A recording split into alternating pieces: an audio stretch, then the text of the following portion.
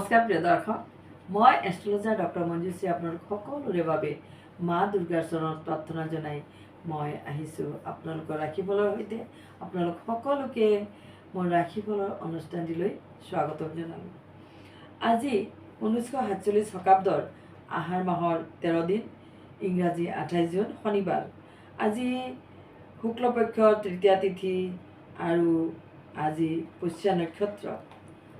পুষ্যা নক্ষত্ৰ এটি অত্যন্ত পবিত্ৰ নক্ষত্ৰ। গতিকে এই পুষ্যা নক্ষত্ৰত আপুনি যিকোনো শুভ কাম কৰিলে আপোনাৰ সকলো সম্পন্ন হয় আৰু সকলো ক্ষেত্ৰত সফল প্ৰাপ্তি হয়। আজিৰ দিনটোত যিসকল জাতক জাতিকাই জন্মগ্ৰহণ কৰিব তেওঁলোকৰ কৰ্কট ৰাশি, বিপ্ৰবৰ্ণ, দেৱগণ, অষ্টোত্তৰী, চন্দ্ৰ আৰু বিংশোত্তৰী শনিৰ দশা থাকিব। যিয়ে নহওক, এইবাৰ মই আপোনালোকক এইখিনিতে জনাওঁ যে কেৱল স্নেহময়ী মাতৃসকলেই সন্তানৰ মনত শ্ৰদ্ধাৰ বীজ বপন কৰে, লগতে মূল্যবোধৰ প্ৰতিও সচেতন কৰে। শক্তিৰ কৃপা নহ'লে জীৱনত একো সম্ভৱ নহয়। সেয়েহে যিসকল পবিত্ৰ আৰু অমৃত সন্তানে বিশুদ্ধ মনোভাৱেৰে গৰ্ভধাৰিণী মাতৃক ভক্তি, শ্ৰদ্ধা আৰু শুশ্ৰূষা কৰে, তেওঁলোকৰ কল্যাণ নহয় কি হ'ব। তেওঁলোকৰ বাবে অন্য যাগ যজ্ঞ বা পূজা অৰ্চনাৰ প্ৰয়োজন নহয়। যাৰ মাতৃৰ প্ৰতি শ্ৰদ্ধা ভক্তি নাই, তেওঁৰ জীৱনত সফলতাও নাই। সেয়েহে কওঁ যে যিসকল অমৃত সন্তানে প্ৰতিদিন মাতৃৰ চৰণ স্পৰ্শ কৰে, তেওঁলোকৰ ভাগ্য সুপ্ৰসন্ন হয়। যিসকল ব্যক্তিয়ে মাতৃজাতিক শ্ৰদ্ধা কৰে, তেওঁৰ জন্মভূমিকো শ্ৰদ্ধা কৰা হয়। পবিত্ৰ সুন্দৰ দেশ মাতৃৰ অপৰূপ সৌন্দৰ্য আৰু ত্ৰিলোক বিজয়ী মনোমোহা দৃশ্য আমি মাতৃমূৰ্তিতেই সমাৱেশ কৰোঁ। সেয়েহে দেশ মাতৃয়ে হওক বা গৰ্ভধাৰিণী মাতৃয়ে হওক, সেই গৰীয়সী মাতৃক আমি শ্ৰদ্ধা কৰিব লাগে। তদুপৰি মাতৃজাতিৰ সন্মান অক্ষুণ্ণ ৰখাৰ বাবে সংকল্পবদ্ধ হ'ব লাগে। য'ত নাৰী পূজিত হয়, তাত দেৱতাসকল সন্তুষ্ট হয়। য'ত নাৰীৰ সন্মান নাই, মাতৃৰ সন্মান নাই, সেই দেশ বা কুলৰ সকলো ক্ৰিয়াকলাপ বিফল হয়। য'ত নাৰী শোকাৰ্ত বা উৎপীড়িত হয়, সেই কুলৰ সোনকালে বিনষ্ট হয়। য'ত নাৰী আদৰ পায়, য'ত নাৰী দুখ কষ্ট নাই, সেই কুলৰ শ্ৰীবৃদ্ধি হয়।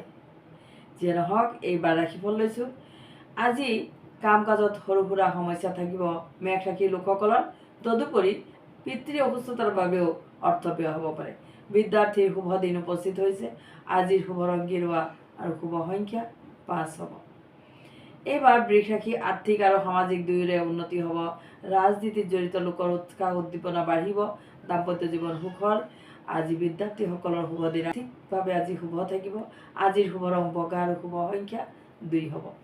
এইবাৰ মিথুন ৰাশি সম্পত্তিৰ কামত সফলতা পাব। বিদ্যাৰ্থীয়ে পঢ়া শুনাত মনোযোগ বৃদ্ধি কৰিব। প্ৰেম প্ৰণয়ত শুভ ফল লাভ কৰিব। দাম্পত্য জীৱনত স্বামীৰ পৰামৰ্শ উপকৃত কৰিব। আজিৰ বাবে শুভ ৰং নীলাবৰণ আৰু শুভ সংখ্যা 6 সংখ্যা। এইবাৰ কৰ্কট ৰাশি ভাবি থোৱা পৰিকল্পনাবোৰ হাতত লোৱা উচিত হ'ব। বিদ্যাৰ্থীসকলে মন স্থিৰ কৰি যিকোনো সিদ্ধান্ত ভাবি চিন্তি ল'ব, সফলতা লাভ কৰিবলৈ সক্ষম হ'ব। দাম্পত্য জীৱনত সৰু সুৰা ভ্ৰমণে আনন্দ দিব পাৰে। আজিৰ শুভ ৰং বেঙুনীয়া আৰু শুভ সংখ্যা 2 প্ৰয়োগ কৰিব। এইবাৰ সিংহ ৰাশি আনন্দ ফূৰ্তিৰ মাজেৰে নতুন কৰ্মৰ শুভাৰম্ভ হ'ব। বিশিষ্টজনৰ সহায় লগতে সুসম্পৰ্ক স্থাপন হ'ব। বিদ্যাত বাধাগ্ৰস্ত হ'ব পাৰে। সেয়েহে পঢ়াত মনোযোগ বৃদ্ধি কৰিব। আজিৰ শুভ ৰং মুগাবৰণ, শুভ সংখ্যা 3 প্ৰয়োগ কৰিব। এইবাৰ কন্যা ৰাশি পিতৃ মাতৃ তথা গুৰুস্থানীয় ব্যক্তিৰ সৈতে সময় অতিবাহিত কৰিলে মান যশ প্ৰাপ্তি হ'ব। নিকটৱৰ্তী স্থান ভ্ৰমণে আনন্দ দিব। পৰীক্ষাৰ্থীয়ে মনোযোগ দিব পঢ়া শুনাত। আজি শুভ ৰং হিচাপে সেউজীয়া ৰং আৰু শুভ সংখ্যা 8 সংখ্যাই সৌভাগ্য কঢ়িয়াব।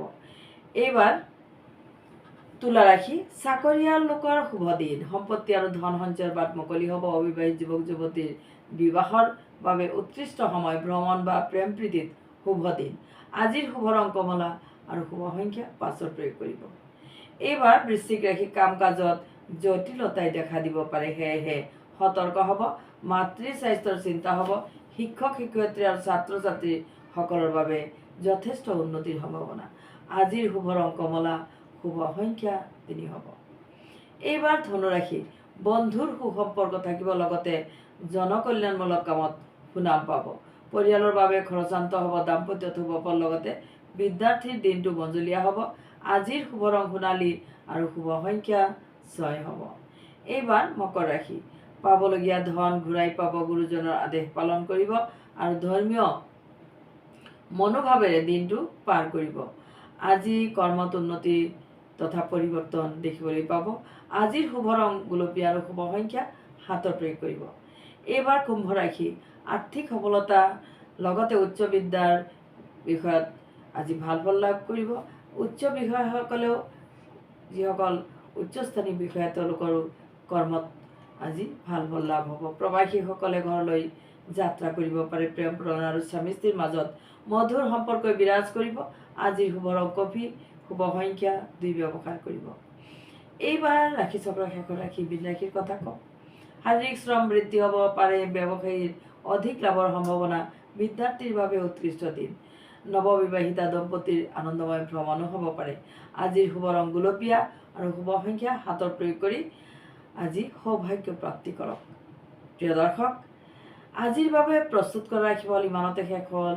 আপোনালোকৰ যিকোনো সমস্যাৰ বাবে মোক লগ কৰিব পাৰে। যোগাযোগৰ নম্বৰটো 9864295755। শেষত আপোনালোক সকলোৰে কুশল মংগল কামনা কৰি বিদায় ল'লোঁ। ধন্যবাদ।